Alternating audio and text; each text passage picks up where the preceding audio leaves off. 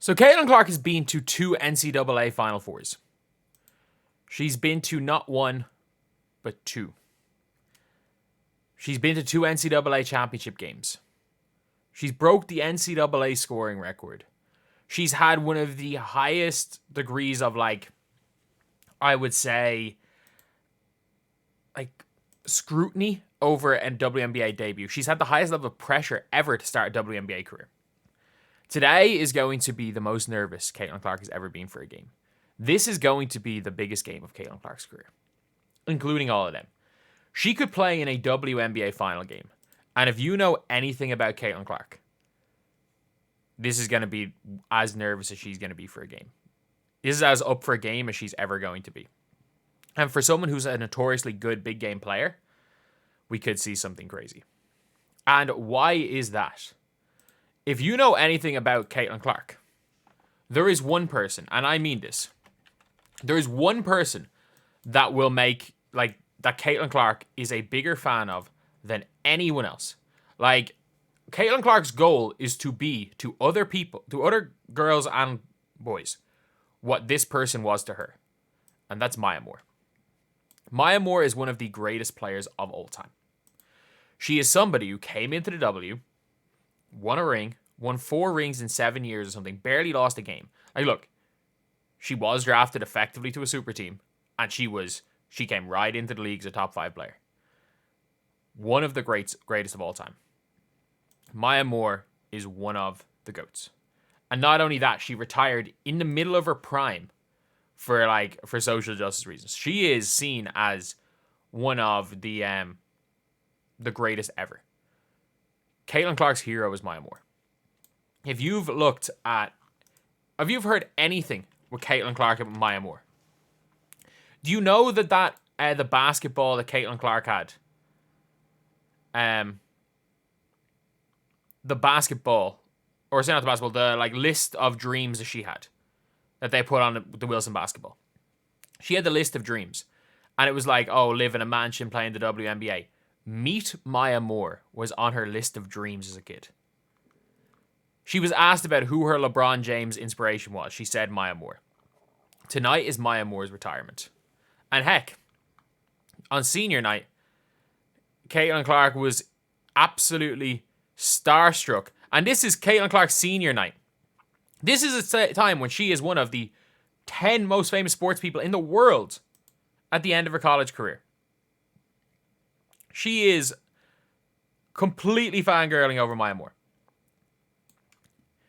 There is nobody, and I mean this, nobody that Caitlin Clark would rather have the game for career again in front of than Maya Moore. Especially because it's Maya Moore's jersey retirement. This is going to be an entire game about Maya Moore. Number 23 goes up in the rafters today. There's a number 22 on Indiana who might make this one of the most memorable games in WNBA history. This could be the biggest game. Again, this could be the game of her career that she remembers more fondly than any.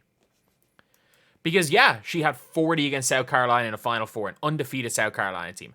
Yeah, she had 40-point triple-double against Louisville. Yeah, she had 40 against LSU. If she can say, I did X, Y, and Z during Maya Moore's jersey retirement, and as big as the jersey retirement is for Maya Moore, she gets to even be in attendance, I'd say she just is going to be in awe being in attendance for this game. Sometimes games matter more when you don't think they do. For example, yesterday's game. That game mattered so much to Chicago.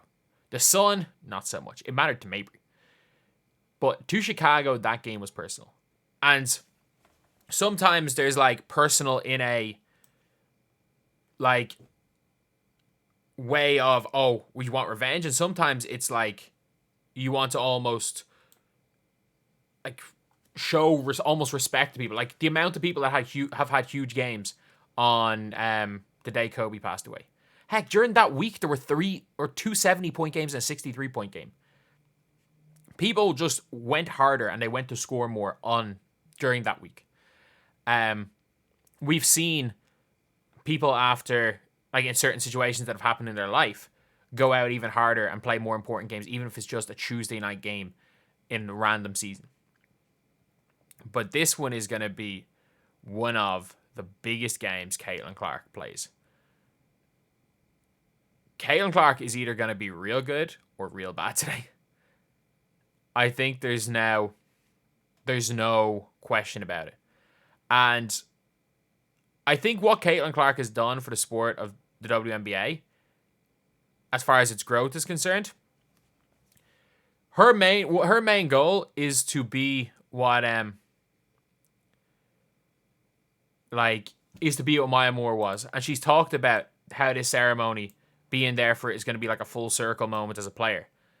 And if you are a player and that can be your full circle moment, like if you, let's just say you were one of your biggest games, even in Kobe's retirement tour, everyone wanted to freaking beat that Lakers team.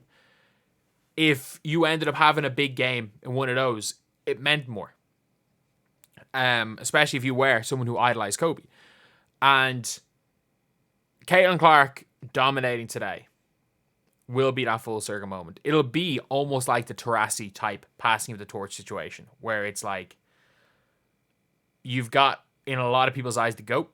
You've got, in Caitlin Clark's eyes, the GOAT. You've got that passing of the torch moment. So this one is going to be such an interesting game for Caitlin Clark and for the Fever, because they're going to go for this. No ifs, ands, or buts about it. Like, they are going to go to win this game. And I think the Fever fully believe when they go and run, no one can keep up with them. I genuinely do think that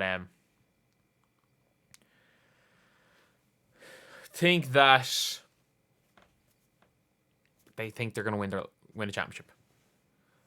There's no ifs, ands, or buts about it. Like, I'm sure Caitlin Clark is confident that when her team is running and they're playing the Iowa style and pushing the floor, that no one can beat them.